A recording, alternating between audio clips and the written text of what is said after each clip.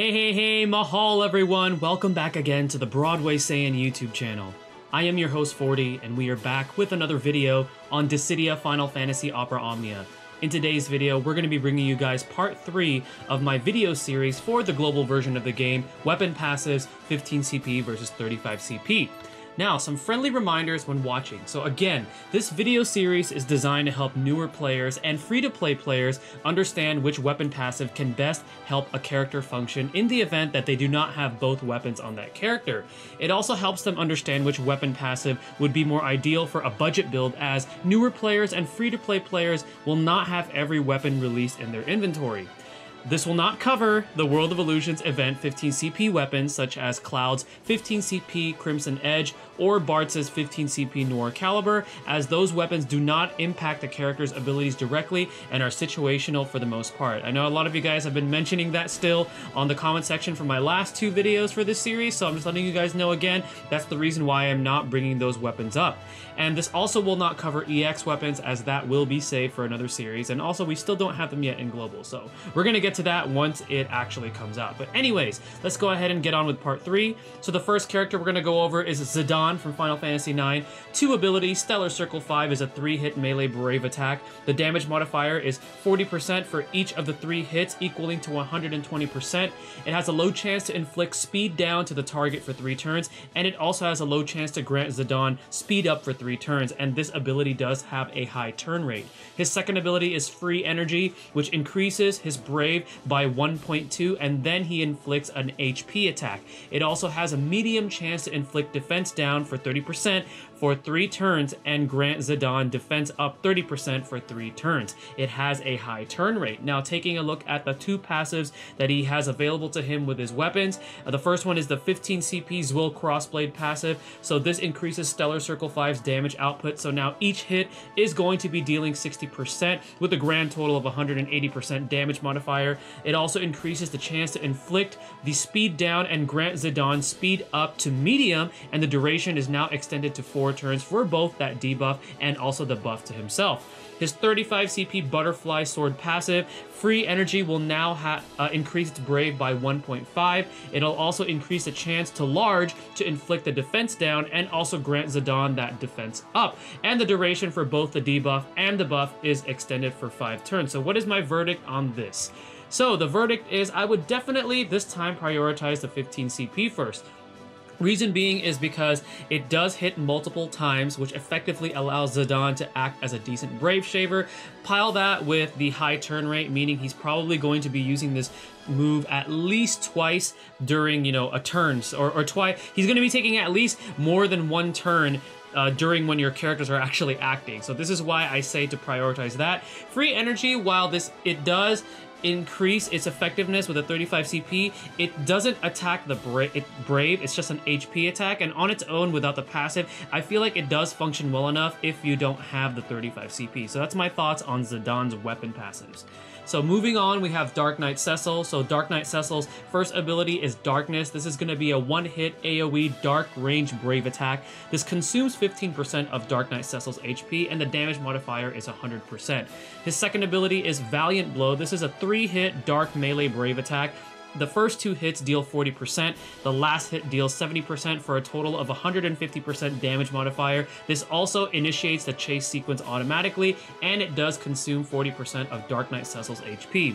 His 15 CP Deathbringer passive will increase Darkness's damage output, so now it has a 150% damage modifier, and it's also going to grant Dark Knight Cecil max Brave up, which increases his Brave by 25% to himself for 2 turns.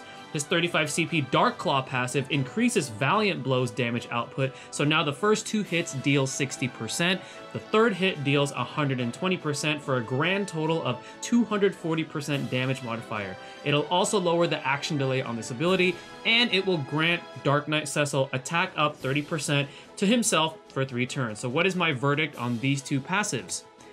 Both are actually great, but I'm gonna say that his 35 CP edges out only due to Valiant Blow's multiple hits and also the auto chase, the low action delay, and it'll also increase his overall DPS with that increased attack.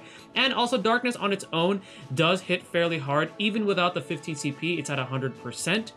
So you're only really missing out on the slightly increased damage and then the max brave up. So if you're on a budget, I'd definitely try to go for Dark Claw first 35 CP, as that passive will help them out a little bit better than just having the Deathbringer.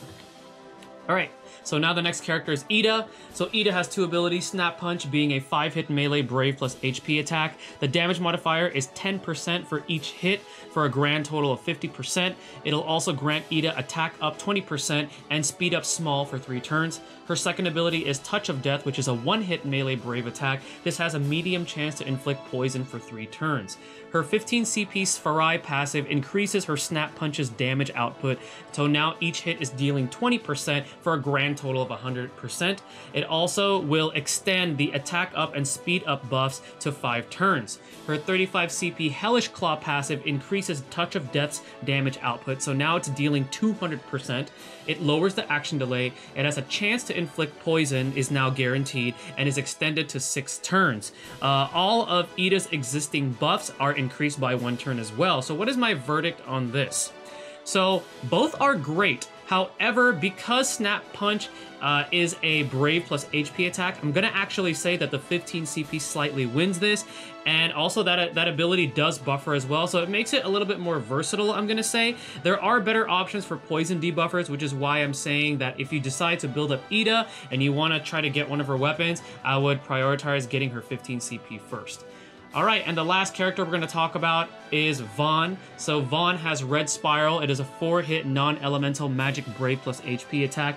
Each hit deals 15% for a grand total of 60%. It also grants him attack up 20% to himself for 3 turns. The follow-up ability is Whiteout, which is a 5-hit ice magic brave plus HP attack after two uses of Red Spiral. Each hit deals 20% for a grand total of 100%.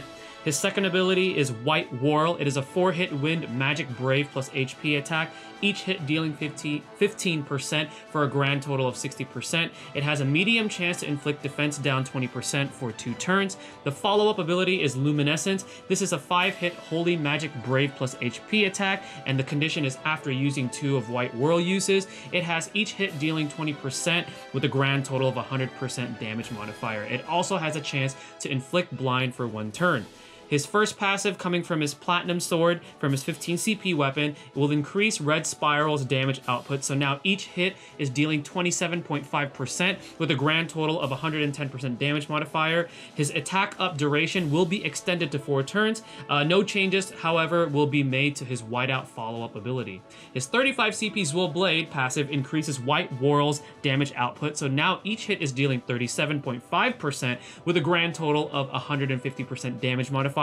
The follow-up ability Luminescence will also have an increase for its damage. Now each hit is going to be dealing 36% for a grand total of 180% damage modifier. The defense down potency is going to be increased by 5%, so now it's going to be reducing their defense by 25% rather than 20%, and it's also going to have its duration extended to 5 turns. The chance to inflict that defense down is now guaranteed, and the chance to inflict blind with his follow-up ability Luminescence is now increased to a large amount. So what is my verdict on Vaughn's weapon passives?